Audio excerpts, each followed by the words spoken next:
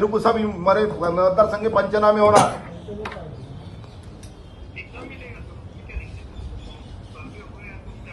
लाओ सब लाओ, मेरे 70 रुपए नुकसान हुए क्या? 70 रुपए का किसान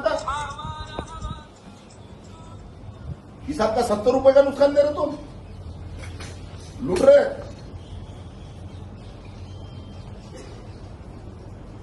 तुम पूरा मेरे मतदार संघ का जो पंचनामे है सब लेके आओ। अभी कब लेके आते तो? नहीं तो तुम्हारे आदमी आकोले में नहीं बचेंगे, इतना ख्याल में रखना। यहां नहीं रुकेंगे वो।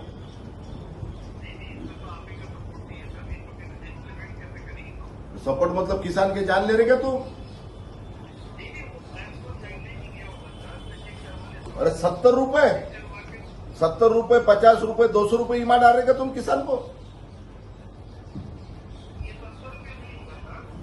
पूछो ना कितना ये तुम्हारे हाथ को पूछो कितना डाला है, ये पूछो।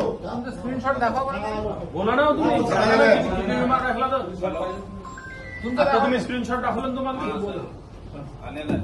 नाम बोलो, नाम बोलो, अकाउंट नंबर भी बोलो। 70 रुपए के मैसेज देखे ना आपने, बोलो ना उनको।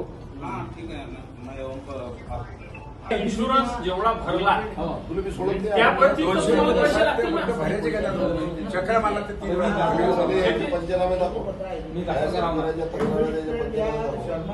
प्रत्येक माणूस येणार आहे बापू उद्या नाही आहे, आता बोला बापू वर्षावर बोला।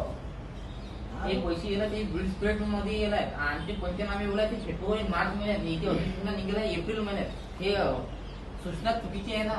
ते विधिमंडळातच त्या विषयात पण हे पण माझं ते पंचनामे बेसिकली हे तर पाहा